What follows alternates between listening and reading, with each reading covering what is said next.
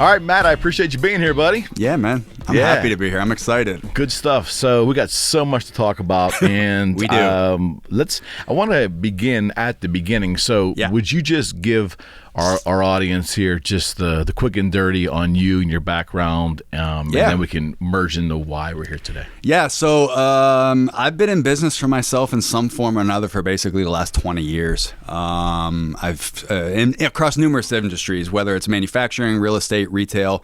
I've been in business for myself for many, many years. I currently own and run 5 different companies right now, one of which, or a few of which, are in real estate. I am a licensed real estate agent as well. And I am in real estate. I am in private coaching and consulting, as well as digital media marketing. And so that's where my focus is, at this time. Okay. I've known you, I think, through social media for a couple of years, without a doubt. Yep.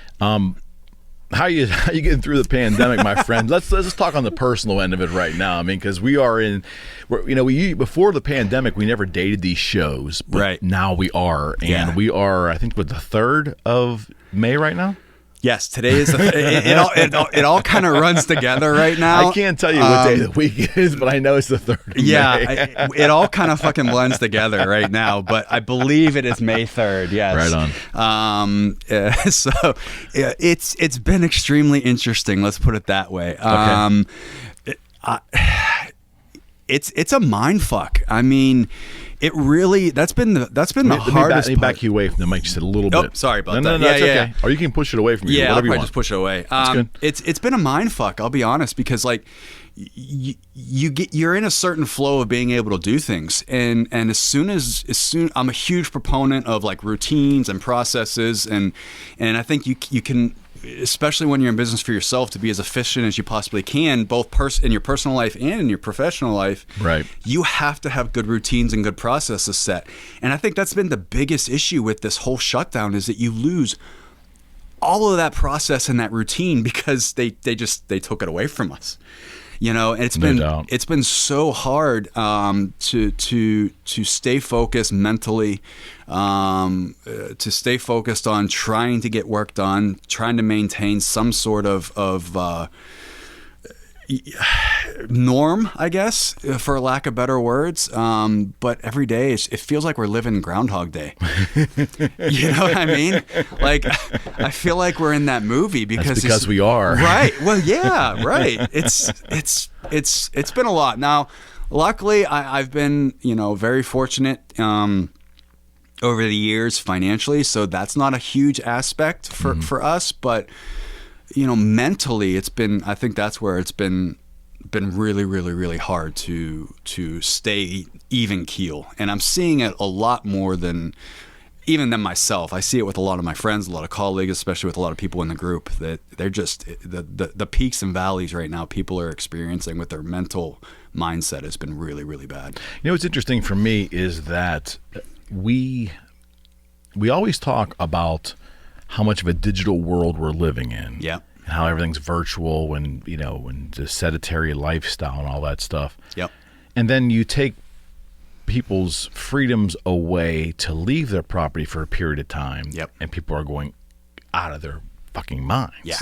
Which I'm not saying it's positive or negative. I just find it so odd that we're really not this digital couch potato generation that we have been told that we are. Does it make any sense? I mean, we probably aren't in that regard as bad as people made it out to be. Yeah. I don't disagree with you at all. I think despite online digital media technology being at our fingertips, I think it was has been blown way out of proportion up to this point, being, with so many people putting so much attention on there being so much technology. Mm-hmm. And I think it's being brought to light right now, like you said, with people kind of going out of their fucking gourds right now, not being able to kind of get out and go shopping, or get out and go have dinner with friends, or grab a beer with a friend at the bar for happy hour or whatever it is. And well, see, I find that in some weird perverted way, I find that a positive, because again, it's a repudiation that we're lazy, slacks who just want to lay on the couch. Right. We obviously miss the communication, the connection we have with other people. Well, yes, but let's back that up. There's still a ton of lazy fucks out there just laying on the couch right now. I mean, let's call a spade here. I mean, and I think we're going to talk a little bit about that as we get into this deeper. So, I'll tell you, before we get into it, you told me a story briefly off camera that you were in Los Angeles right before this hit. Can you talk a little bit about that? So I was in LA, Los Angeles, March 11th, 12th, and 13th. And I was out there for business, and this was before anyone like ever really shut anything down. I mean, they were being careful about everything. They were saying, we need to social distance. They didn't have any. In fact, they were. I believe at that time they were still advising against the masks at that point. And so they were saying practice social distancing or whatever. And I was staying in Hollywood, and it was really, really odd because it was a ghost town already. And I kind of chalked it up to saying, okay, well, you know what? Californians are kind of quirky to begin with. Maybe they're just being their liberal self and staying in and just being extra cautious. But it was really, really weird. And it was kind of like the first red flag for me, that popped up because I noticed how quickly people were just not doing anything anymore. And, like I said we literally went from the Hollywood Hills to downtown LA for dinner on a Friday night in 20 minutes. Right. Like that's like an hour plus drive easy during that time normally. And so I was at that point, I kind of got a little worried about what's to come as soon as I get back into Pennsylvania. But at the same time, I'm like, you know what? We're Pennsylvania. We don't have a massive tourist population like California does. Right. We don't have a major hub for air travel like California does, or like New York does, or like Florida does, or Georgia. So I was really like, oh, you know what? It's fine. We'll just kind of be cautious here when I got back, and nothing major is going to happen. Boy, was I fucking wrong. You came back to another ghost town. I came back to another ghost town. Yeah. And it wasn't even a ghost town in the sense of, people just gone. But basically, we lost our freedom. We lost everything. Just a few days after I got back, when he shut everything down with basically 24 hours notice, I think is what we got. He announced it on, I gotta pull out my memory book here. I think he announced it on the 18th, and then we had the shutdown on the 19th. And then it was the following day that he was going to start doling out fines to people if they didn't shut down, if I remember correctly. All right, so let's walk it back a little bit. So you come back to Pittsburgh, and we are under the stay-at-home order. Yep. And then of course we were told that non-essential businesses. Yep. we're going to close. So let's talk about that for a moment, because we're both. I'm probably involved on the retail end of sales or the residential end of sales for real estate a little heavier than you do. Yes. And you got multifaceted businesses going on there. Yep. But you get it. Yeah. So our industry in its entirety, the real estate industry, was one of the non-essential businesses. Yes. Now, you and I both have self-interest in this, so we're going to say it up front, full disclosure. Yep. I'm probably on how we feel about that, but beyond real estate, was there any? Because I looked for it and couldn't find it. Was there any rational explanation, or was there any kind of guidelines that the governor's administration used to determine what's essential and what's not? Because I believe 47 other states have the real estate industry as essential. Yeah. So that's where my confusion lies. Well, and to be 100% honest, my confusion is the exact same with you, because there was no guidelines. Now let's. I want to make sure that we actually get this right, because as our lovely dictator Wolf, I'm sorry, Governor Wolf, I get those terms mixed up now. Okay. Stated, it's life-sustaining versus non-life-sustaining businesses, not essential versus non-essential. Okay. So stop. Hold on. I just want to. I have to say this. Yes. So Lowe's and Home Depot, I would imagine, Busy Beaver and everything, home improvement stores. Apparently is life-sustaining. That are kind of department stores, and they've got some other things. And wonderful people to work at both places. Sure. They are essential. Apparently they are life-sustaining, yes. Because if you have to nail those two pieces of wood together, right? That is life-sustaining, apparently. Okay. Yes. All right. I guess. I'm being humorous here. Yes, I totally get it. Apparently that is considered life-sustaining according to our lovely governor. Sorry, I didn't catch myself there. All right.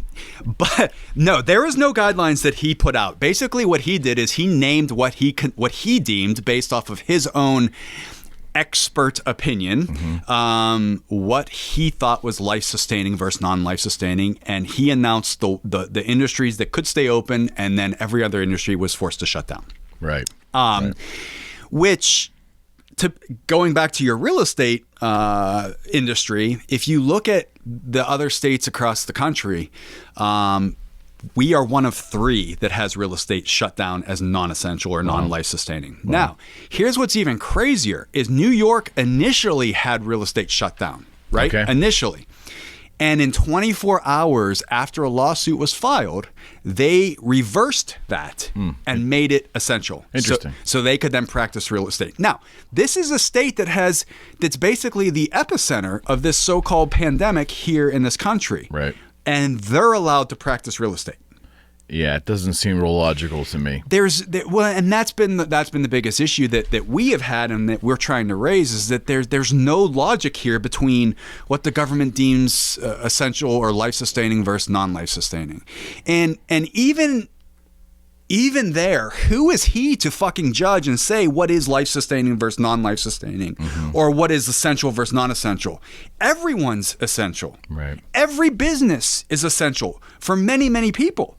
Right. And that's, I said that to you before we came on here off camera is like, look, no one has the right to tell anyone whether they're essential or non-essential or life-sustaining versus non-life-sustaining. Apparently he does. Well, like I said, that the wonderful dictator that we have in Harrisburg thinks he thinks pretty highly of himself, obviously. Well, I've stated many times my biggest issue is lack of communication. Then I had a friend of mine tell me that Governor Ridge gives daily briefings. So I kind of tuned into Wolf. Oh, we don't have Ridge anymore. I'm sorry, Tom. I'm sorry, Tom 1, Tom 1, Tom 1, Tom 2. Right. So Governor Wolf does give daily briefings. I guess I had Rocco Coase on prior, and we got into this a little bit. I'm going to say it again. I think there was a huge missed opportunity here for the governor when this all happened to really sit down in a calm way and film an explanation as to what he thinks we're going to be encountering and how he's going to go forward dealing with it in our best interest. Yeah. We can argue his best interest or not. We're probably going to disagree with him on that as business owners and as self-employed people. But there is a great opportunity for great communication, and he just seems like, to me, it just came off like he just didn't give a shit about communicating in a way that's going to bring people into the discussion. Does that make any sense? It makes total sense. I mean, I think it goes to show that I think it shows a couple things. One, I think it shows the level of ego and arrogance that he possesses. And two, it shows that how poorly he communicates with people. Because, he does hold daily press briefings. Usually it's around 2:00, sometimes at 5:00, every single day. And it's always the exact same thing. And it's a bunch of rhetoric. He talks in circles. He thanks the frontline workers. And that's about it. He doesn't address the major issues that need to be addressed. He doesn't address the failed unemployment system that he is in charge of in this state. That's his, that's his department. He appointed the head of that department as well. He hasn't addressed that. But he has had the time and has addressed the fact that they've built a snitch website so that business people or other people can turn in other businesses that are operating supposedly against the order. And I'm not going to say illegally because it's not illegal. It's against the order, which in my and a lot of people's opinions is unconstitutional and tramples on our rights as individuals. But he isn't. There is zero communication going on from him or his health secretary. And it's the same thing every day. It's not like they're actually working on trying to be better at it. They just continue to do the same thing every day, and they are not taking any sort of criticism or constructive criticism or any efforts to change it. No, they won't address it. And I will tell you, I don't have statistics in front of me about how many real estate agents are in this state, or then you think about the ancillary industries around the real estate industry, your closing companies, your lenders, and how that blends into the banking and all that stuff. It's a big number. It's massive. And it's almost ridiculous that if you're going to shut it down, you're the governor, you're going to do that. You really owe that sector of society, I would think, an understanding of why we are not essential like 47 other states. Hey, maybe Wolf has a good point. I don't know. We don't know because he's not giving it to us. Right. There's a level of perceived arrogance that comes across to not just me, but a hell of a lot of other real estate professionals and a hell of a lot of other citizens I have heard. Who either are small business owners or supporters of small business, where we just don't understand the rationale. Right, and I think that's the biggest disconnect here. Is why is it okay to go stand dick to butt in a Home Depot or a Giant Eagle, right, with how many thousands or hundreds of other people, but you can't go sit in your barber's chair with maybe 2 other people in that same shop that are more than 6 feet away from you, in an industry that is taught how to sanitize and clean everything to begin with, and get your hair cut. Right. So what's the rationale? And we've all been asking that, and we've all been trying to figure out why these are happening and where the rationale is for everything. And we're not getting any answers. He refuses to answer not only me and my group, but he's refusing to answer state representatives. He's refusing to answer state senators. I mean, he is just completely blown off every single ounce of inquisition so that we can get some sort of idea of what's going on. The optics are terrible. It's horrible. And again, I've heard the cynical will say, well, he can't run again, so he's a lame duck. He really doesn't care how he comes off. I'd hate to think that's the case, but I don't see anything to. I just don't see shoot that one down. I don't. Again, it boggles my mind when politicians don't see the opportunity to communicate correctly. It just boggles my mind. This was handled so poorly. It really was. Now and whether that's the case or true, or whether he is acting in the sense of being a lame duck and he really doesn't care because it's his last term, it's still a massive reflection on the Democratic Party, and any future they might have coming up to run the state, govern the state, what have you. Because, let's be honest, and you may agree, you may not agree, but I know a lot of people that do agree with me. He's completely fucked this up for everyone in this state. And not just small business owners, even people that are employed who are still getting some money coming in. He's still screwed things up for them. He has put our state so far behind economically that it's going to take years to rebound.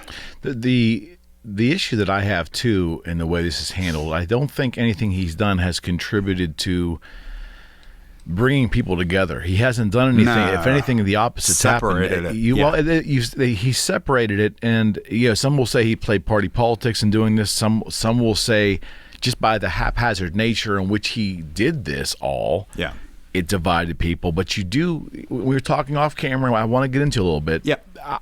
I think what you're seeing now is unfortunately, with a lot of people, and the only way I say that is because obviously the only way we can view it is through social media, but there really appears to be people that are maintaining their paycheck or are getting government benefits regularly and are very fearful that you have that group. The other group, quite frankly, who are out of work, their businesses are risking being destroyed. They cannot feed their family, and they may not be able to get there. their benefits, or you may, on that same side, are people that really support small business and understand why it's so important to our economy. Yep. And you have these two big groups of citizens in this state where it isn't necessarily even political lines. Right. You can view the current haves and have-nots. I don't know. Right. I'm just saying the small business person is losing out at the moment. The small business person is I wouldn't even say losing out. The small business and small business owner is being annihilated right now. Mm-hmm. And I'm going to use that word because I know many people that are not going to be able to reopen at this point. I know many people that are already filing bankruptcy at this point. I know people whose friends have unfortunately committed suicide because they felt like they had no other option at this point. I mean, this goes so much deeper, and that's what I think irritates us so bad, is that unless you're directly affected, for the most part. Now, this isn't everyone, because again, in our Facebook group, we can't talk absolutes. No, we can't talk absolutes. And in our Facebook group of over 8,000 people, we have a lot of people in there that are not small business owners, but they support the small business. They understand it. They empathize with us, and they're supporting us. But most people, if they're not directly affected by this, being a small business owner, or someone that's still able to get some salary or income or benefits, they don't care. They tell us to sit back and be safe, is what they say. Stay home, be safe. We're all in this together.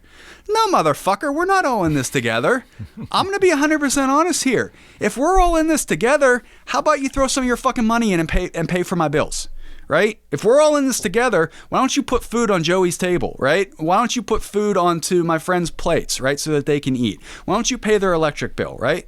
And that's the problem, because as soon as you say that, they completely back off, right? We're not all in this together anymore all of a sudden, right? Yeah. Well, I think everybody, again, it's ridiculous for anyone to think that most rational citizens are not worried about their health and their family's health. We absolutely are. Right. But, and what I think is very disingenuous, and you see a lot of this in the argument now of those who want to continue the stay-at-home order and continue to hunker down for another month or two or three. Yep. And those who want to get the world back to normal and get their businesses and other businesses up and rolling. You hear this argument all the time, well, you're putting dollars above human life. It's not, it's such a disingenuous, to me, such a disingenuous statement, and just not true. And you're absolutely right. And that's why I organized the Pittsburgh rally that we had with, over 1,000 people downtown on Grant across from the council building, or the city council building, is because it has nothing to do with putting profits above other people's lives. I think what a lot of people assume, and they assume wrongly, is that small businesses are cash cows. We have this giant, pot of money just sitting around that we never run out of, right? Mm-hmm. It is the farthest thing from the truth. And we're not. A lot of people are not. Some are more fortunate than others, yes, but most people are living month to month and need that revenue and need that cash flow to be able to continue to live, support their families. And for me, it's one of the reasons why I'm wearing my I'm Essential fucking t-shirt, is because I'm essential for my fucking kids. I have to work. I have to make an income to put food on the table for my kids to eat. Right. So no, it's not that I'm putting profits above people's lives. I'm putting my fucking kids' lives above everything, including my own. I come last as far as I'm concerned. My kids come first. My employees' kids come first. Their husband, their spouse come first. It has nothing to do with profits, and that, unfortunately, in my eyes, is a closed-minded argument for when we say as small businesses we need it's not even we want to, we need to get back open so that we can support our families. And the ones that say and this is something that I love too, is like, well, you should have planned better. What do you mean I should have planned better? I can plan for a lot of fucking things. I can plan for a recession. I can plan for a turn down in the economy.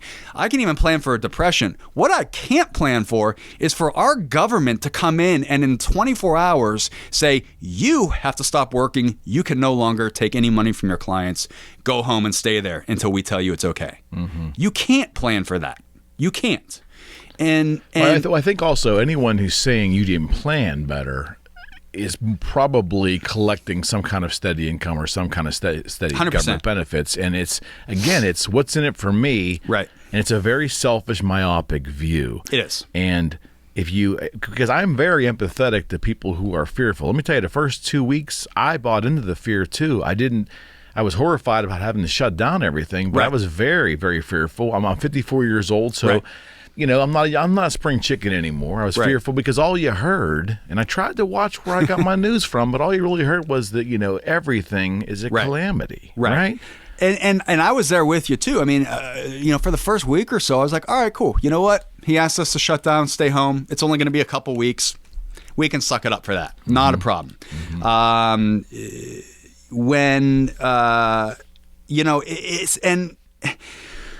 And then it quickly became apparent to me after digging into things and digging into numbers and looking at real statistics that, hold up a minute, their original model that they projected of 2.2 million odd deaths wasn't going to happen.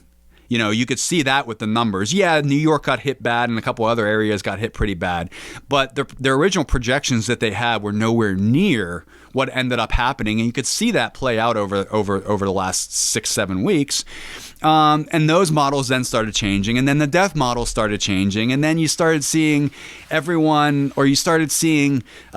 probable deaths being lumped into the death toll count now so that they could start making the numbers look somewhat more in line with what they originally had let's thought. Talk about that. Let's get into that a little bit because again, I do not have statistics in front of me, so I'm not going to be quoting you. And again, whose statistics do you believe anyway? So, well, that's exactly it. Yeah, you got to kind of take it with a grain of salt.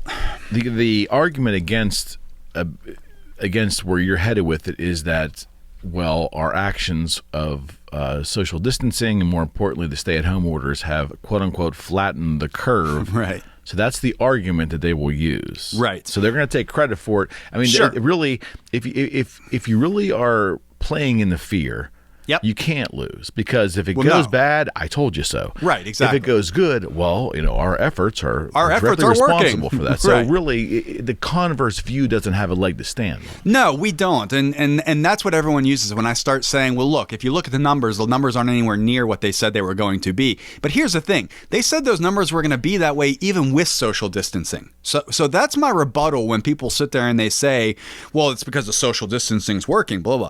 It may be working, it may not be working. We don't know that. But if you look at the numbers now that are coming out because of antibody testing, the number of people infected is between 28 to 55 times higher than initially thought. So what does that tell you? That tells you that way more people have been infected with this before we even got started with this shutdown and social distancing and have recovered and never had any symptoms. They were asymptomatic, right? So what is that saying? Well, that's telling me, okay, well, the social distancing really didn't have anything to do with this. Because if that many more people actually were infected, and this is coming right out of LA County as well as New York City, then all these people were infected before the social distancing even started. Mm-hmm. So I understand where you're coming from, where you say the opposition might not have a leg to stand on, but when you start looking at those new numbers coming out, now all of a sudden we do have much more of a leg to stand on.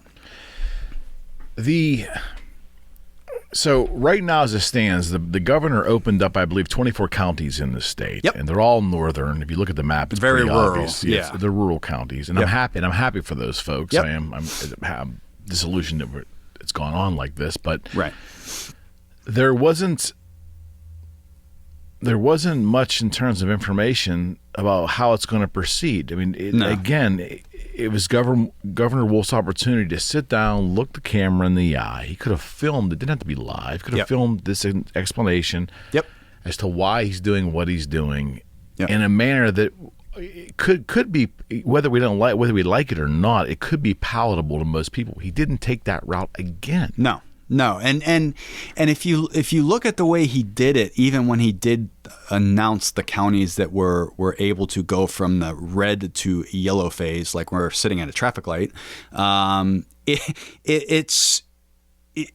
it still doesn't give you really a list of what businesses can do what. Right. You know, it's still this kind of like mystery as to which industries are going to be able to operate. You know, we're thinking that real estate is going to be able to open, but we're not 100% positive because he still hasn't come out with a list of what is going to be able to start opening in those phases. And our restaurant's going to be able to do this or do that, or our salon's going to be able to do this or do that. And it's and he keeps like, every time he comes out with some sort of information like this, it's always like this little tidbit, and then I'm going to give you more next week. Yeah, there's no directive. It comes off to the average citizen, or that's not true. It comes off to a lot of citizens, me included, that it's almost like a game. Like it's dictatorial, very dictatorial, and he somehow is enjoying holding the power and making everybody wait with bated breath on what my decision is going to be. You know, it is. Fuck that. That's not what government's supposed to be. It is. It's not. And it's extreme. It's an extreme power trip on Wolf's part. And he's getting off on it too. I mean, you can see with his smug arrogance when he's standing up there talking that he's enjoying the fact that he gets to be like the puppet master pulling the strings. Those seem to be the optics that most people are seeing now. Yep. And really, you know, it's such a shame because we don't need to be divided as a people. We don't need that as citizens of this state, because a lot of people that are viewing this with a lot of fear and are okay with hunkering down for a couple months, and you know their finances are their own business. But just take it on that. I think a lot of those folks feel that way because they're not getting the appropriate information, and they're not taking it upon themselves to seek it out or find it. And if this, you know. How about this one? We have a vacuum of truth in this country. Huge. And we don't know where to go for it. Yep. We don't know where to look for it. Yep. We tend to want to look to our political parties to give it to us. Yes. Which is a whole nother discussion. But we are in a situation from day to day that there's a good amount of the population that's walking around right now in this entire country that does not have a grip on what's going on, doesn't really understand with any kind of relative certainty what's going to happen tomorrow, or next week, And there's a philosophy that we don't know what's going to happen 5 minutes from now. I get that, but let's for sake of conversation, you know, before all this, we kind of had our itineraries and our books, and we knew we had schedules and families planned and business. We knew it was going to happen. We don't know now. We have no idea. From day to day. And I guess that's part of the communication that he could have delivered to us. As business people, as small business people, as entrepreneurs, as citizens, as employees of corporations. It doesn't matter. We just didn't get it. It doesn't. And I think that's been the biggest issue as small business owners. We're sitting here going, let me step back for a minute. As business owners, we have to plan. We have to be able to plan, right? If you don't plan, you plan to fail. But he doesn't have any concept of that. But he doesn't have any respect for that. That's what I was going to say. I'm not sure if he doesn't have any concept of it, which very well might be the case. But he has zero respect for that, right? Otherwise, he would be giving us much more information to be able to go off of, so that we as small business owners can actually plan. Say, okay, by this date, based on the information that we have now and data we have now and the way things are trending, we expect this county, and this county to be able to open up this, and this industry, right? He's not doing that. He's keeping everyone in the dark until the very last minute, and he's been doing the same thing all along. And as a small business owners, if we can't plan, we're just sitting here with our eyes closed going, we got no freaking idea what's going to happen or what we're supposed to even do. And that's a massive recipe for disaster. I mean, that's basically setting this state up to implode. So talk a little bit about the Facebook group. How it grew completely organically, correct? It grew all organically in the matter of just a few weeks. So initially it was myself and two other individuals, April and Andrea, who really, it just started out with a Facebook messaging group, right? Just the three of us talking back and forth in this Facebook Messenger. And then they were like, well, and we were just being frustrated. We were frustrated with, like we just talked about, with not having any communication, not knowing what's going on, being completely shut down, not having unemployment, being able to get unemployment, not even being able to file unemployment as self-employed individuals or business owners, not getting a stimulus. Well, at least I didn't get a stimulus based on my income last year. And so we said, why don't we try to just get just a small group of business owners together, see how we might be able to help each other, right? And at least be able to vent to one another more than anything, to at least help our mindset, right? And so we did. I created, and they said, look, Matt, you need to be the face of this. You have a loud voice, which isn't the first time I've ever heard that. And they said, you can be the face of this, you can be the voice. We'll obviously help moderate it and everything like that, but we have to kind of be a little bit careful. And I said, yeah, absolutely. So we did. We created this Facebook group, and we just started inviting a few people, and next thing you know, in the matter of I think it was a matter of 2 weeks, it was a matter of 5 days, we had broken 5,000 people. So we were adding 1,000 people a day to this group. And we just kept getting these stories from all these people that are business owners all across the state, right? It wasn't even Pittsburgh centric. It was all across the state. And it just kept growing, and they invited more people, and they would invite more people, and they would invite more people. And it just, you kept hearing these stories from these people saying, we're out of business. We don't have the luxury of shutting down. We don't have a savings. We can't file for unemployment now. We have a small little retail shop, or we have a hair salon, or we have a nail salon, or I'm a contractor that has 2 independent contractors that work jobs with me, or whatever it is, right? And you just keep hearing these stories from these individuals that are on the brink of going out of business forever, going bankrupt, not knowing what to do, not knowing how they're going to pay for food to put on the table for their kids. And I just kind of, at that point, it got to the point where I just kind of had enough. I was fed up. I was frustrated. I was extremely irritated with our government and our governor, and the lack of leadership and the lack of empathy, more than anything, that he was showing small businesses. And so our message at that point in the beginning was more of, what are you going to do to help us? Where's this unemployment that you were supposed to be coming out with for the self-employed and small business owners, right? The government, the federal government passed the ability and gave you the funds to be able to provide it to us. Where is our ability to be able to file for it, right? That was kind of the directive at that point. And then once we realized that we weren't getting anywhere with that, or he wasn't doing anything with that, as far as getting the site up and going for the self-employed individuals, our message went immediately to letting us open back up. This just isn't okay. This isn't right. Where we need to be able to function. There's certain industries that, if you look at the national guidelines that have been set out in all the other states out there, majority of all the other states, they're able to do real estate. They're able to operate construction companies. There's certain industries that have been able to operate in those other states because they are deemed essential or life-sustaining, but here in Pennsylvania, they're not. Right. And so that's kind of where the lawsuit went. And so we tacked on to the lawsuit that had already started the process with Danny DeVito and Mark Scaringi. And are they state senators or representatives? So Danny is a candidate for state representative in I believe it's the 45th district. Okay. Mark Scaringi is an attorney. He has a law firm based out east that is a pretty big law firm. I think he has 5 or 6 offices across the state. Okay. They initially filed the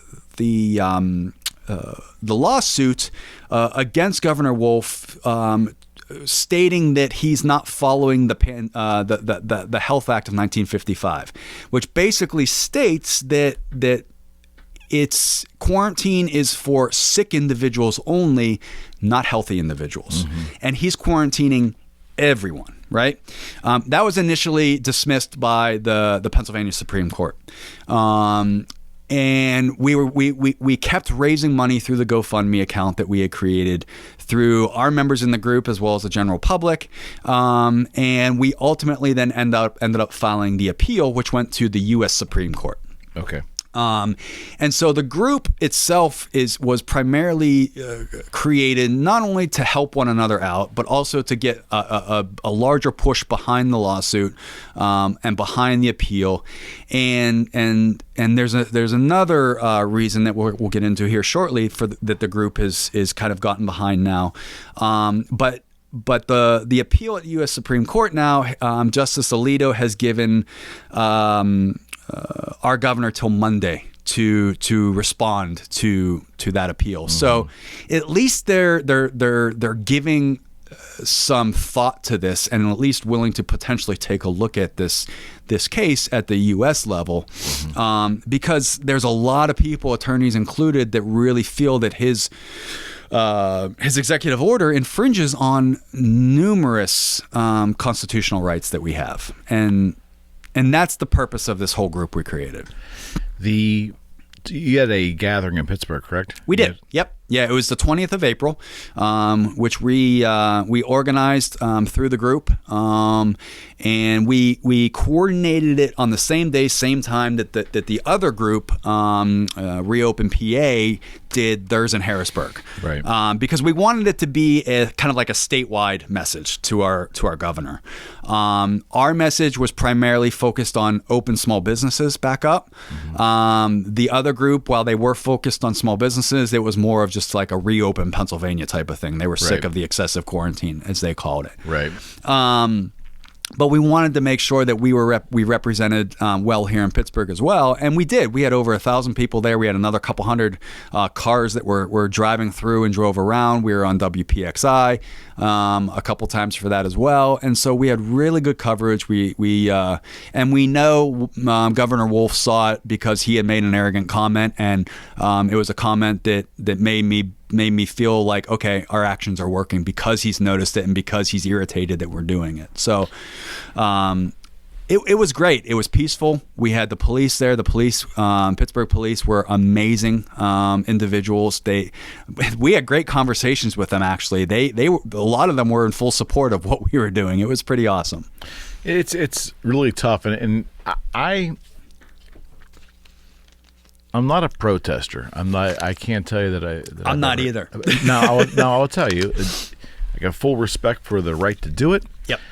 And I support a lot of I support a lot of viewpoints, a lot of the protests that are going on. Yep.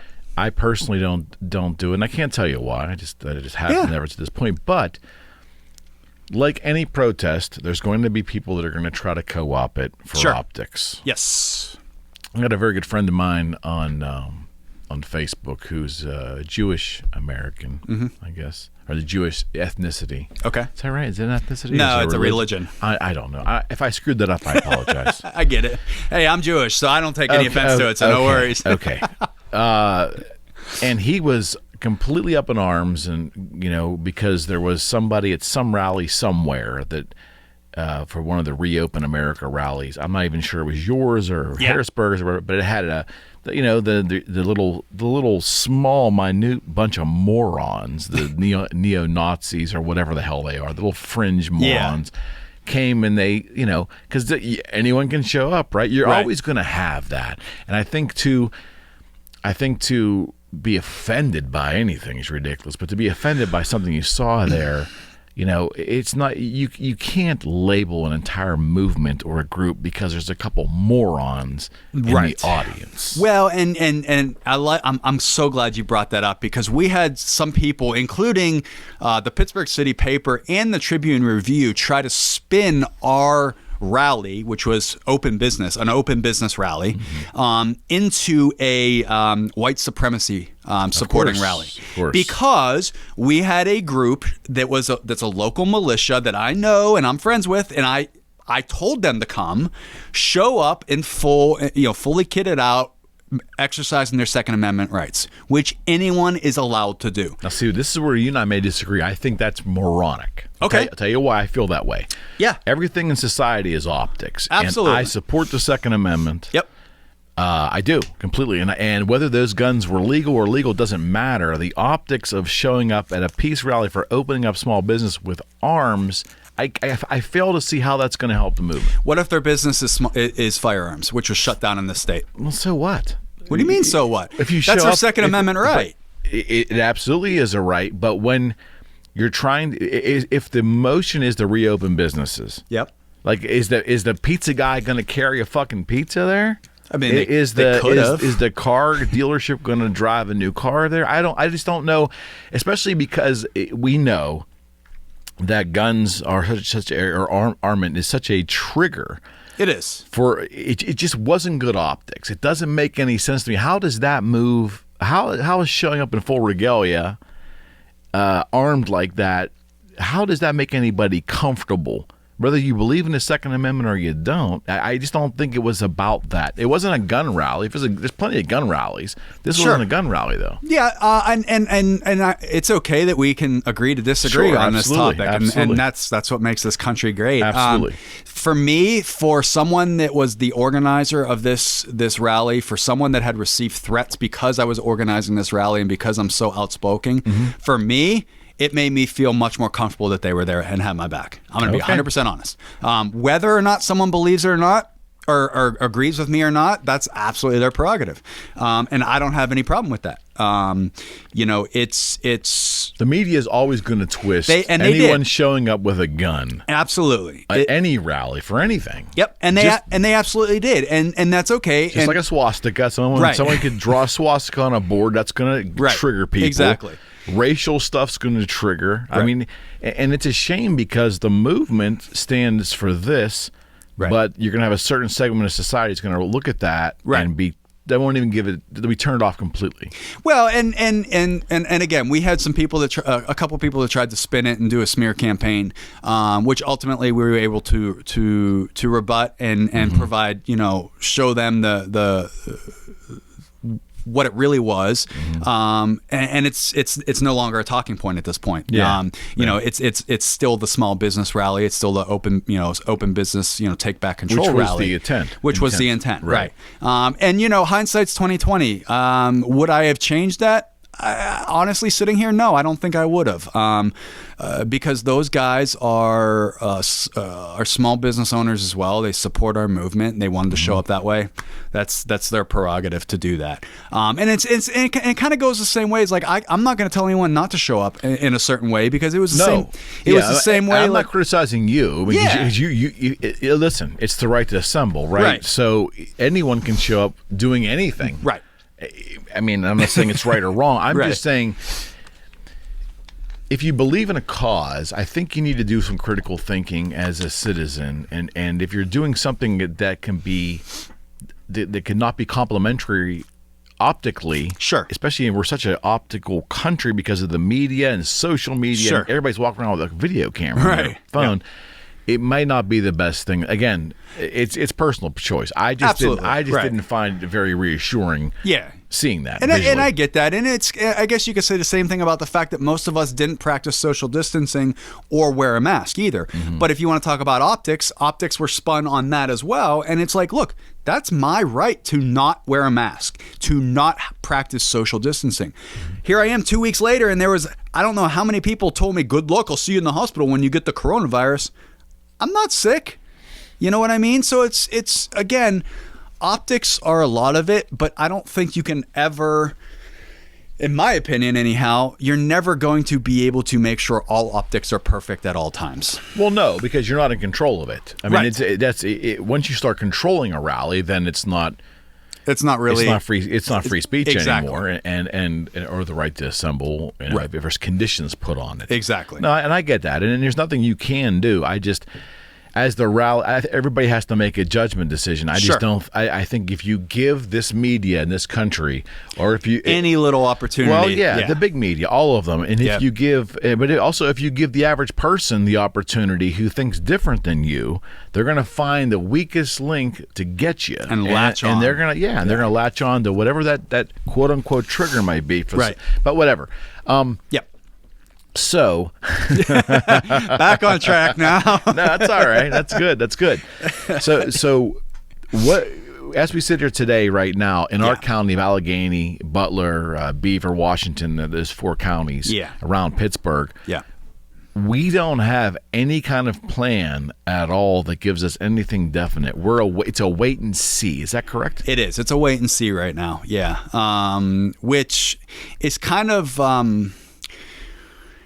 it has a lot of us scratching our heads, mainly because we have met the numbers requirements, at least for what Governor Dictator Wolf set out in his original reopening plan, which was 50 or less new cases per 100,000 population in the county. But he still didn't open us up like he did the other counties. And it's just, the numbers just don't add up, because you have 100, and I think yesterday was 186. The numbers were 186 total cases in Butler County, right? And 6 deaths in Butler County. You have 1,300, I think, cases or something like that in Allegheny County. And now it's 102 deaths, I think. I know 95 of those deaths were in the care homes, the elderly care, nursing homes, right? Westmoreland County, some of my viewers are telling me right now, they've had 33 confirmed cases, right? And they're not opened yet, right? So it's just... It just doesn't make any sense, to be honest. And again, I think it doesn't make any sense just as much as it didn't make any sense in the way that he shut them down. Yeah, I would agree with that too. It doesn't make any sense. And again, that comes back to communication. Right.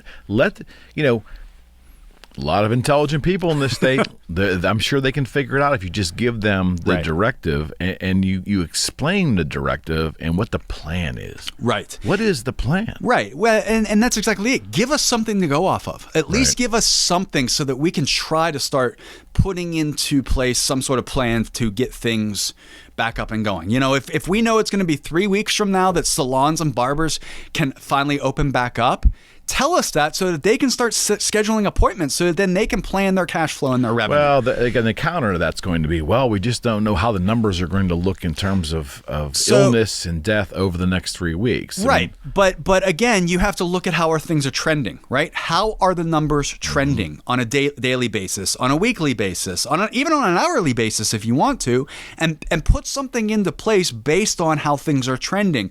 Open to adjustment if need be. That's how business works, right? Exactly. We set our goals for the year. We back those years into a quarter. We back those quarterly goals into monthly, and then we back those monthly goals into weekly, right? And we adjust and pivot on the fly if things aren't working the way we expected them to get to those goals, right? He's not doing any of that, so we have nothing to go off of, and it's crazy because it's not the government's job to keep us healthy. It's the government's job to keep its citizens' rights, right? Enforce the rights. You'll get a lot of argument out of that. You'll get a lot of argument from people on that. I know you're going to get a lot of argument out of people from that, because they want government to give health care to every individual across the country, right? But it's not the government's role to worry and keep us healthy. It's our government's rights or role to enforce and keep the rights that we have as citizens of this country based on our Constitution and our Bill of Rights. In my opinion, and again, you may agree, you may not agree, and others may agree or may not agree, we have had our rights trampled on through this whole thing using the excuse of it's to keep you safe and healthy. Okay. Now, if you want to, I'm going to go somewhere that I think is going to push a lot of buttons, and I'm going to go here, and I'm going to give you the story as to why I feel it's okay for me to go here, and why I'm okay with other people going here. What was the argument during World War II that the Nazis said to the Jews when they told them to get in the cattle car, get on the train? It's for your health and safety, right? And what happened there? The government here is doing the exact same thing to us. And I know this is going to push a lot of buttons and cause a lot of people to either agree or disagree with me. But the government is using the exact same reasoning to keep us locked up in our homes and to shut our businesses down. That's a massive problem when we give that freedom to our government to control us with. Well, they just took it. They just took it, exactly. And here's the thing. We let them. We let them so easily. And see, now I'm getting passionate and really worked up here because we let them. We as a society so easily said, you can have our First Amendment rights. You can have our Second Amendment rights. You can take our Fifth Amendment rights while you're at it. Because that's exactly what they did. Well, fear is a powerful human emotion, especially when it is dispensed as heavily as this was. They absolutely used the fear factor to control. And I'm talking about Pennsylvania right now, but there's and I don't want to say nationwide because there's some governors that did amazing jobs, but there's also a lot of and it just so happens that they are democratically led, but there are some democratically led states that hopped on that fear factor bandwagon to control their citizens, and we gave it up so fucking easily. That it and I've been saying this for weeks since I started this movement. It's mind-blowing how blind and ignorant so many people are to exactly what is going on. Fear. They're afraid. Fear is a powerful human emotion, and I think the capitulation is predicated on the fear of the citizenry. You know, I guess you're right. And as a small business owner, I don't let fear dictate what I do on a day-to-day basis. Okay, let's talk about that because again, it goes back to philosophy. Sure. So, I'd like to get your thoughts on this. So, we talked earlier about the divide between the employees, people that are employees of companies and have a regular paycheck. Yep. You do a job, you go in, you put your hours in, or you accomplish certain things, you get paid a predictable and agreed upon amount of money. Yep.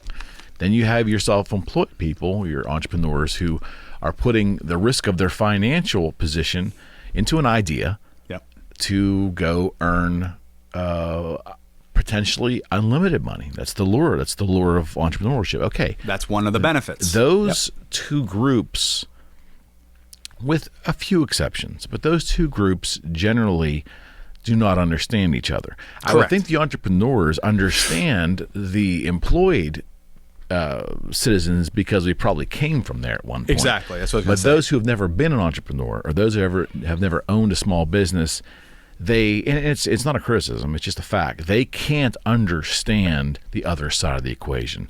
Right. The government, by the dictatorial nature of what the Pennsylvania governor's administration has done at this point, has really thrown a huge divide between those two groups of people. Yes. And would you not agree that it didn't have to really be laid out that way? It did not have to be done that way. It did not, and it absolutely did not have to be done that way. And I think there's always been that divide between the employee and the self-employed individual. Mm-hmm. Now, the self-employed individual, small business owner, like you said, I think they absolutely understand the employee mindset because at some point in our lives, we were an employee for someone else. Absolutely. We get that. Mm-hmm. And that's also one of the reasons why we said, fuck this, we want our own business because we want the benefits of having your own business far outweigh the risks that we take. Right. If you've never done that, you're absolutely right. People don't understand it. So I can't sit here and judge someone that has that employee mindset and has always been an employee because they've never been in that situation to actually understand it. And that is most people. Absolutely. But our government should have done a much better job to I guess bridge that divide or bring those two groups together so that they can work together to get through this than he did. There's been zero attention put to the small businesses in this state. I would agree. It's been like an afterthought, despite the fact that this country and this state is built off the backs of the small business owners, That's the what self-employed. we're told how important we are. Right. The government, We're told that all the time, right? We're told we're very important. Correct. And yet, especially around election time. Right, exactly, especially around election time. And now we're actually being shown how important we actually are to a certain government, I don't want to say governmental party because not all Democrats think that way, but at least to our Democratic governor in this state, anyhow. There's been zero attention put to the small business owner, the self-employed individual, as far as helping them get through this. He hasn't even said anything to the fact of we appreciate your sacrifice in shutting down and staying home. Right. There's been absolutely correct. It's been crickets. And I know it's just words, but really, empathy. Words go a long way. Absolutely, words are very powerful in society. Yep. Empathy has not. There's been no empathy. At least from what I've seen, I have not seen anything that remotely. I made a joke with Rocco when he was on a week ago. I said, "You'll laugh when I say this, but there would have been nothing wrong with him doing a fireside chat from the governor's mansion, filmed, not live, filmed of him just talking. Yeah, the dog and the fire's optics, but the point is." Not standing at a podium, just talking to us as human beings in this state and saying, look, we're in unprecedented times. Right. I don't know what's going to happen. You don't know. Here's what my best plan for your safety and for the safety of our state. This is what I believe we should do. We can disagree with him. Right, exactly. But at least talk to us. At least there's some sort of empathy. Don't dictate, talk. Right. Shown to us as small business owners, like, look, we see you, we feel for you, we're working on something for you. None of that. And there hasn't been. The PUA system for unemployment for small business owners and self-employed was an afterthought. They launched it, and then they said, wait, no, we're just taking registrations. You still can't file your weekly and collect any money yet. Right? So it's like this little carrot that he dangled and then all of a sudden switched it all up on us, right? And yet we as small business owners, we have to pay our self-employment taxes, we have to pay our business taxes, we have to pay our employment taxes for our employees, but we've been an absolute afterthought and there's been nothing. And I think that, to be honest, for me at least, that's what pisses me off almost more than anything else, is that it's just this, like, we're going to sweep you under the rug right now. Yeah. And if I ever could say anything to citizens who are not small business owners, to maybe try to get them to explain a little bit of the differences, is that we, it isn't that it's us against you. It isn't us against them. No. It's ridiculous to even think that. Absolutely. Yes, the small business owner wanted to take a risk. Yes, they understood the risk, right? Yep. Absolutely. A lot of times it doesn't work out. Right. They lose everything. It's a risk they wanted to take. Yep. Okay. We still love our families. We still feel for the greater good. We can't be in business unless we're a good citizen. Right. Our business has to be a good citizen. Sure. Yep. There's not a lot of differences. It's just the economics of it. That's all. And basically risk tolerance. Quite frankly, the reason why there's not more small business people in this country, point blank, is because the aversion of risk. Well, yeah, it goes back to that fear factor that you were talking about, right? People are afraid to actually take that risk, which is why the ones that do take that's okay. Absolutely, it's okay. But that's also why the ones that do take that risk and are successful, have earned it. They haven't been given anything for the most part. Well, then the other part of it is a section of society who is jealous. There's envy. Sure. Envy is a strong human condition. Absolutely. Yep. So not every contractor you see driving down the street is a millionaire. Not every pie shop. Not every piping company. Right. And if you walk around your whole life thinking that they have their own business and they have more than me, and that whole envy thing will tear society down. It will, and it's like the facade that I was talking about earlier, where a lot of people think that don't understand small businesses and what goes into them. They think we're this cash cow, right? Mm-hmm. It's along the same lines, right? It's that envy. They think that we're this cash cow because we have our own business. Most small businesses are cash strapped. Yep. Month to month. Oh, you're seeing it now. Absolutely. We're 2 months into this, 3 or maybe seven weeks in. and you're seeing businesses that will not reopen. Now it's easy to be an armchair quarterback as you sit there with your benefits or with you collecting a salary from some company and saying, well, they're just bad planners, or you know what, they weren't good business people. Let me fucking tell you something. All right. I've been an entrepreneur since 99. Yep. You know, my background is I had a guitar business, online only guitar business for 15 years, and I've been a realtor. So I've met a payroll. Yep. And I've also been a realtor. So I've been in business for 20 years. Yep. I'll tell you something. It is hard. It is hard. It's hard. And it's stressful. But the rewards, if done correctly, are wonderful. So, yes, I don't care that you don't understand me. No. I'm fine with that. Right. But I do understand the other side of the fence because I was there before. Right. You, on the other hand, who have never been a business owner, cannot understand the other side of the fence. And that's okay. Right. I'm not upset about it. You shouldn't be either. Right. But when people in paid salary jobs start making decisions for small business people, that's where I have the problem.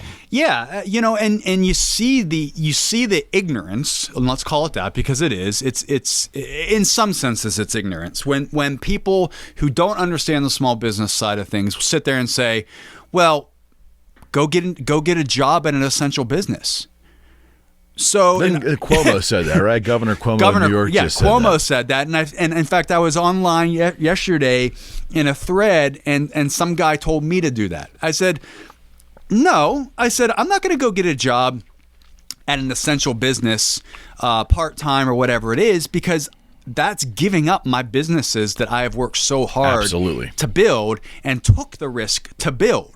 Right. I'm not going to do that. But someone who is adverse to risk, someone who is fearful, will never understand that concept. They will not take the step to start their own business, and that is their right. And I'm not saying they even should. It's not for everybody. But don't be so close-minded and arrogant to sit there and tell someone to do that. Don't criticize those who have successfully done it. That just shows envy and ignorance. It does. It does. And you know, come on, folks. And there's a lot of that out there. You know, believe me, you know, we have all suffered here. All of us. Absolutely. Every citizen has suffered. Everyone. The wealth, even the, you know, we were laughing off camera. It's easy for a movie star in a $200 million home to talk about quarantining. Because, you know, yes, life is not fair, nor should it be. Right. And Nothing's fair.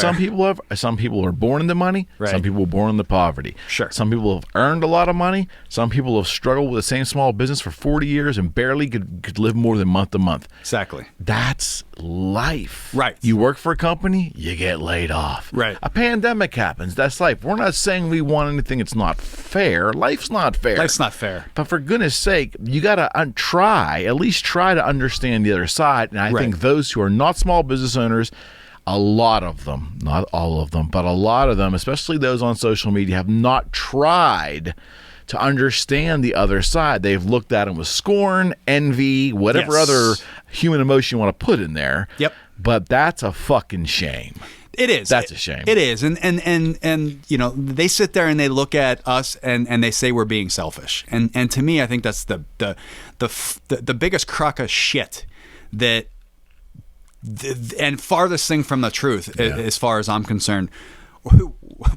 If taking care of my kids is selfish, all right, fucking label me as selfish. That's a mindset that's extremely illogical and based on flawed philosophy. And again, this isn't an us versus them thing. I just think there wasn't any harmony there. We were pitted against each other. We were. Employees versus small business owners were pitted against each other by this government in this state. Well, because there was no communication. If you look at exactly. There wasn't any communication, and the way the unemployment system is working right now, people that are on unemployment right now, I mean, you have 16, 17-year-olds that are laid off from their part-time job, collecting and making more than someone working their regular salary job still from home, right? It's flawed. It's like, where is the fucking logic on that? And then, hold up, here's the best part, right?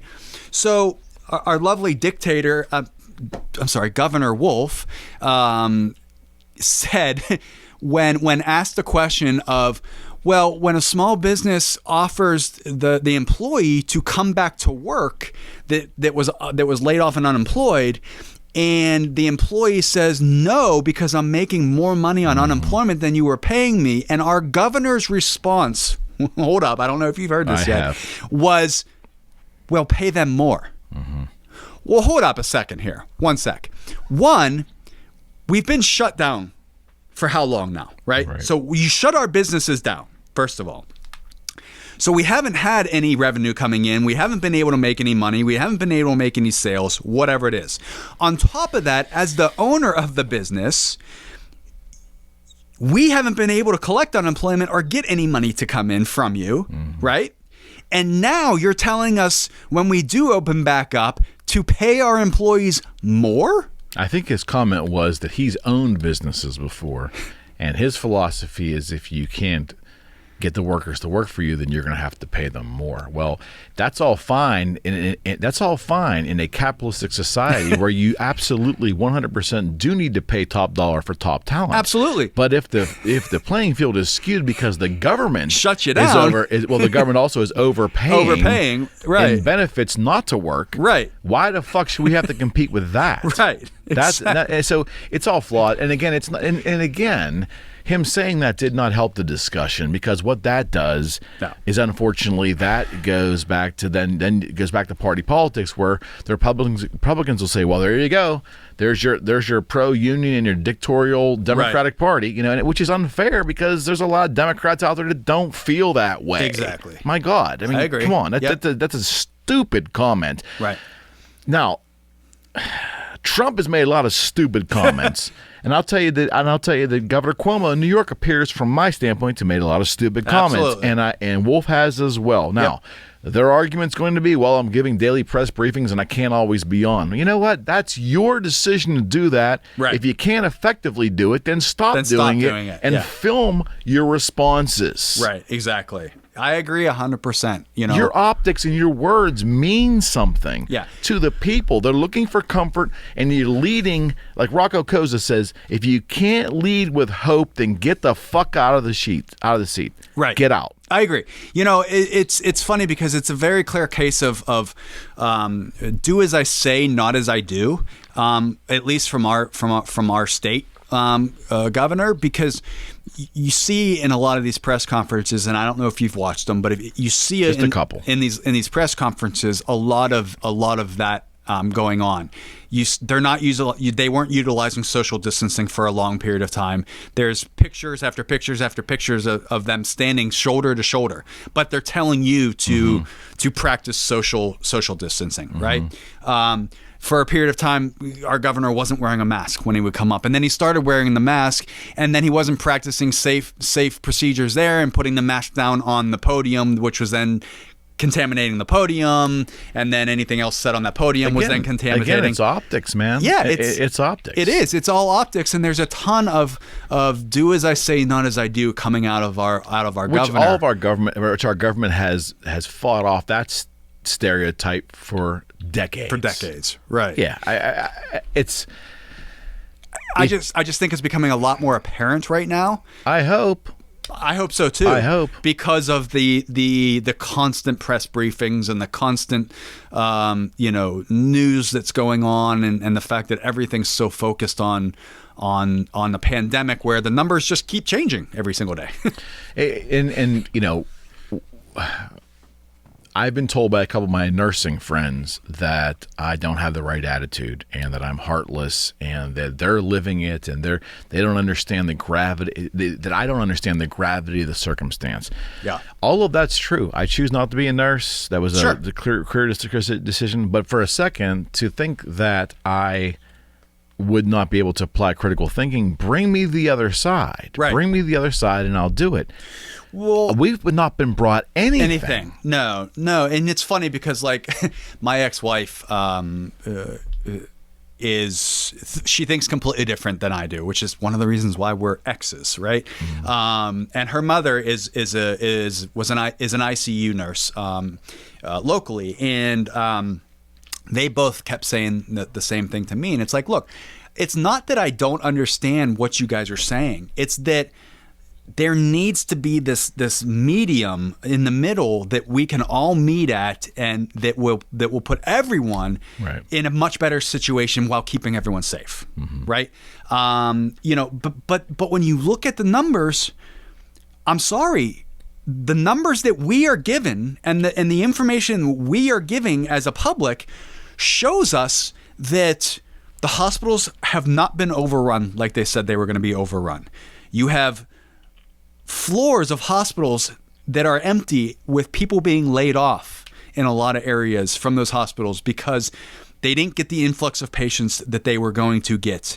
And now, because they're not doing elective surgeries and they don't have people coming into the hospitals for other sicknesses because they're scared of getting COVID-19, they're not coming into the hospitals. Right. And then you have these death numbers that are constantly being revised because people are being finally called out for padding the numbers and adding what we're seeing, or what they're calling probable deaths to the death toll, with no testing going on, no testing happening, and all of a sudden all this information is starting to come into light, and we're sitting here going, we were right all along.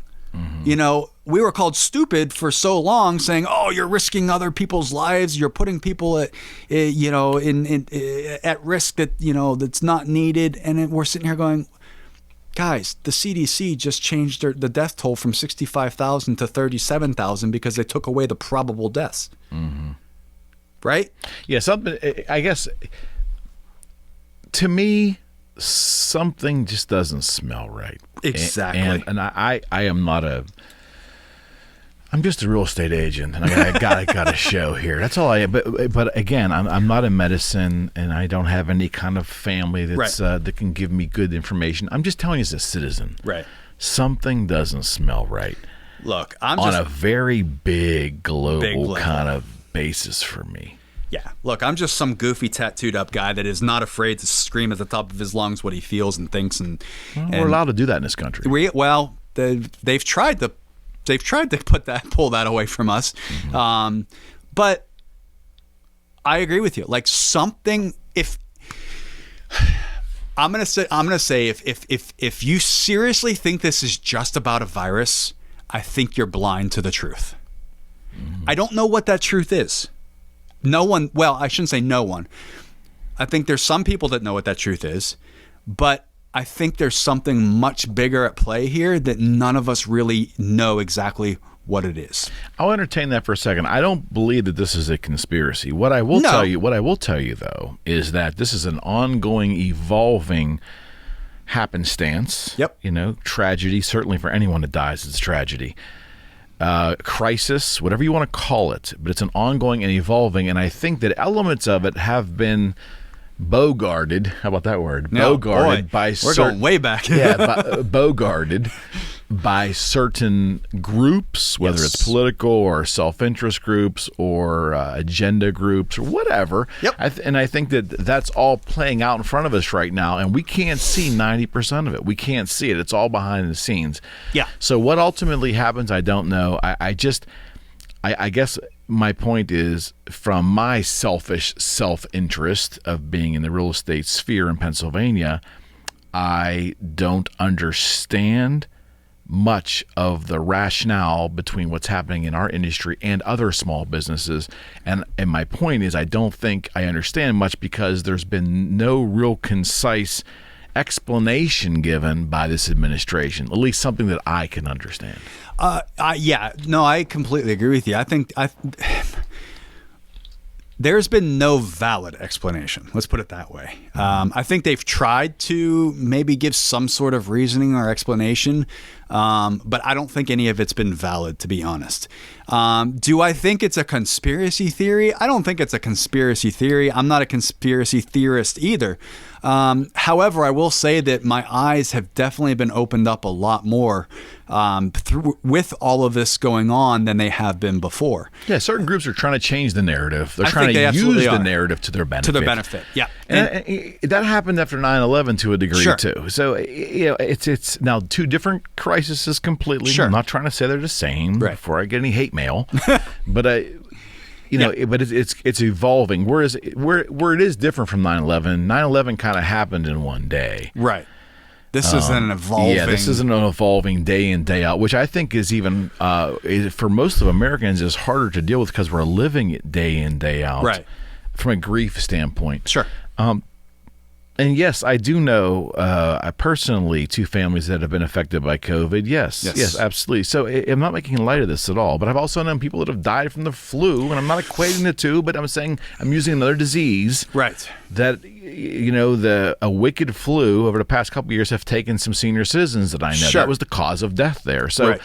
Death is death is death is death to me. Right. COVID deaths aren't any more important than a cancer death. I agree. Right?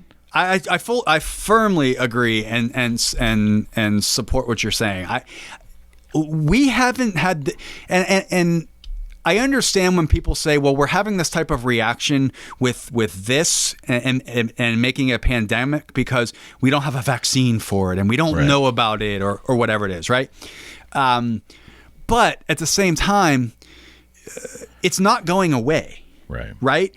20 years ago, 30 years ago, if a new strain of the flu popped up, our parents would have sent us out to go play with other kids that had the flu so we get it, and then we get over it and we can get back to our lives, right? Right now, and I'll be curious to hear what your thoughts are on this, and I've been saying this for a while now, it's like right now with them quarantining the healthy individuals, we're just delaying the inevitable because this isn't going away. Yeah, I don't know if I know enough to really speak intelligently on that, but I've heard that viewpoint by many people, a couple of medical people too, that we're not. There's no herd immunization, not herd. Herd immunity. Immunity, whatever. That's the new catchphrase for this week. Right. I don't know. Logically it makes sense. Right. But and I do understand the concept of flattening the curve. How that was laid out on a federal basis to us citizens. I got that. It made sense to me. Yeah. I just don't know when that was effectively done. And it seems like we certainly flattened it out. We have for a couple of weeks now. We're on the downside now. So my point is, like, when is it going to get? When can we rationally start putting the pieces back together? Now, look, another thing, so sporting events, we don't know what's going to happen with sports. You put a bunch of people, concerts, bunch of people in it. Right. I think most Americans, I'm guessing here, I think most Americans would be okay with delaying some of the big gatherings for a couple of months. Sure. But bringing back small town America, small businesses, and getting back to work. And if we have to social distance for 6 months or a year to make people feel better and to really maybe really it's valid, then let's do that. But we can effectively, the concept that this hardware store here in Coriopolis could not open. Right. And I'm just throwing an example out there. But it's, where they may have 5-10 people in there at the most at one time. But then you can go to Home Depot and be inundated with 200 people if they're keeping I don't know how they're judging that now. They're letting people in groups. I don't know. But that is flawed too. Small business owners, most of them, just like most of society, most of them are full of integrity and will do the right thing. But just let them do it. Exactly. Let them do it. That's the exact part. It's like, look, we're adults here. We can put certain procedures in place to make sure that people are kept safe, that food is kept safe, that individuals are kept healthy and far enough away from one another in the office space. Give us the opportunity to actually do it. Yeah. They're treating us like kindergartners basically right now and saying, you have to stay in your corner. You can't come out. It's very dictatorial, and it's just, and again, we're in uncharted territory. To those who have disagreeing viewpoints of ours, so be it. That's the great thing about America. You can disagree. I just believe that we really need to get back to work, and we need to figure this out sooner than later because the citizens are getting restless, and I don't say that with any kind of trepidation. People are getting upset because you're keeping them from taking care of their families. Correct. End of story. End of story. And when it comes to your families, at least myself, if it gets to a certain point, I will do whatever and anything that I have to make sure that they are taken care of. Now, I'm not saying that I'm going to go out there and start looting or rioting or whatever, but there is a certain demographic of people that are going to get so upset and so mad and so pissed that that's what it's going to turn to, right? And quite frankly, I'm going to be 100% honest. I'm shocked it hasn't yet. Yeah, I don't even think it's a demographic of people. I think there's a collection of people from all demographics, that a small portion of all demographics in this country that'll get pissed enough to really get angry. And we don't want to get there. We don't want to think about it. But at the same time, this, with better communication from our elected officials and their administrations across the board, with better communication, a lot of this could have been eliminated. Even the appearance of empathy, what a great word, would have gone a long way in this mess. But the bigger issue for me as a small business owner in Pennsylvania, Matt, is we weren't given information that we could even chew on for a couple of days, some kind of certainty that we're going to get back at some point in time. We were given nothing. No, we were told within 24 hours, basically, you have to shut down by this time on this date, or you're going to start being fined. And that's it. Shut down. You're done. You're done. And it's like, and here we are 7 weeks later, still shut down, still not knowing where to go. Yeah, and if you're, and as a citizen, if you're listening to this show, and if you're someone who's not capable of understanding the gravity of that and understanding the uncertainty that small business owners face trying to feed their own families and looking at something they've built for could be many, many years falling apart. If you can't understand or empathize with that, even though it's not your world, if you can't empathize with that, I really ask you to sit down, look yourself in the face, look in the mirror, and try to find it within you, that realizing that we are in it together. I mean, theoretically, we all want each other to work and do well. All of us do. It's just that, we need society to really take notice of small business and understand that these are times that hopefully it's unprecedented. And it will never happen again, but it could. Well, and that was one of my arguments. It's like, if we let our elected officials get away with what they are doing now and not being held liable for the harm, the financial ruin that they've caused, what kind of precedent is that setting for future legislators and future generations? Yeah, exactly right. And the erosion of rights, the swift taking of rights.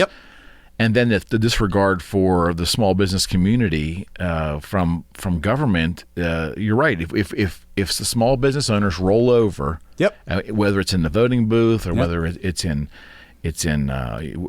organizing, if they roll over, it's only going to get worse. And it's a shame it has to be that way, but that's the reality. You have a section of society who really believe that the government's going to take care of everything.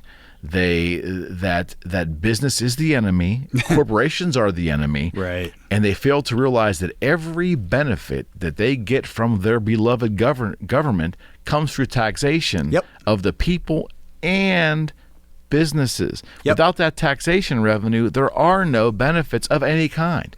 Why that's a hard concept to grasp for a certain segment of society, I don't understand it.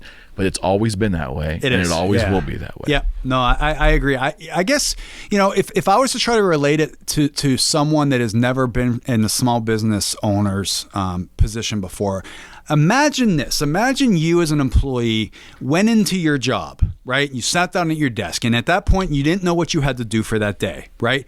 But you couldn't get paid until you got done doing your job for that day, right? But your boss is not giving you any direction on what it is you need to do for that day, right? So you're not going to get paid unless you get done what you have to do for that day, but you're not getting direction from your boss on what you have to get done for that day. That's the position small business owners are in right now. Right. I couldn't agree with you more. Yeah, and like I said, I believe, I'm an optimist. I definitely believe better days are ahead. But so what's the plan for you? Is the group just taking it day by day right now? The group right now, we're continuing to grow. We're continuing to add people. We're coming up on 10,000 members right now. What I have started, and this started pretty much after Wolf came out the other day and said and announced the 24 counties that he's going to go to yellow phase. I don't even want to say open up, but go to yellow phase. Right. And left a lot still hanging in the balance, basically. We shifted our attention to, okay, you know what? I have built this following. I've built this movement with the help of so many others. We have this mission. People know who we are now. Our voices are being heard. Let's use this now to help those small business owners that have no income coming in, that aren't getting unemployment right now. So what we did is we shifted from raising money to support the lawsuit and the appeal to now raising money to help feed these families, help raise money so that they can pay either their rent or their mortgage, or pay a utility bill so that they're not so far behind once things start coming out of coming out of the woods, or go to the grocery store to pay for food to make dinner for their kids. So we started a GoFundMe, or I started a GoFundMe the other day, Friday basically. When Governor Wolf came out, to raise funds to send out to individuals that apply for the assistance, because our government isn't doing it for them, right? And so the goal is to raise $50,000. And what we're going to do is once we got to $1,000 raised, we would start sending out $1,000 a day. And so that's what we did. We sent out yesterday almost $1,000 to 4 different people that applied through the program. Awesome. I've been absolutely inundated with people applying. I bet. And it's awesome, but it makes me really sad at the same time, because I'm seeing how so many people are hurting right now and have nothing to turn to. But at the same time, the fact that we as a group can help them out because we have this ability and this voice now to be heard, it's awesome. Right? Yeah. And so right now it's through GoFundMe. You can check out, can I make a plug here? Sure, absolutely. You can check out the GoFundMe account on GoFundMe. Check out our group. It's PA Small Businesses Against Governor Wolf Shutdown. It's the GoFundMe account is in there. I will also post it on my Facebook group. It's Facebook group, yeah. But if you also search for on GoFundMe, you search for Rent Relief Pennsylvania. Use the hashtag Rent Relief. You'll pull up our campaign there as well.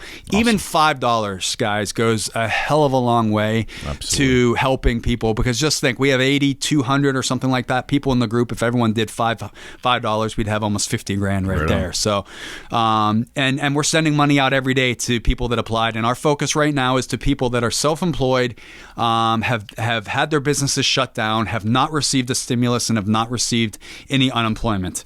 And then as we work through those, we'll move on to the ones that have received a stimulus, but they're still not receiving unemployment. Right. And then kind of working down the line of priority there.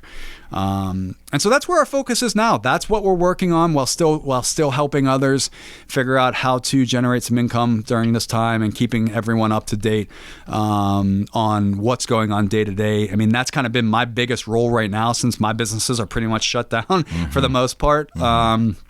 Is really just staying on top of the news and going into the group and doing a couple Facebook Lives every day with new news that's come across my desk as far as Pennsylvania goes, what's changing, what's not changing, and kind of keeping everyone up to date.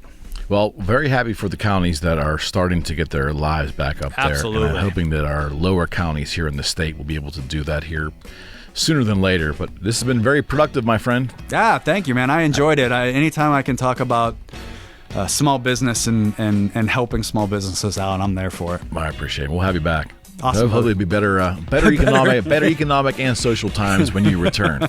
I hope so too, Eric. Thank you so much, I appreciate it, buddy. Thank you so much. All right, we'll see you, friends. We are out. Woo.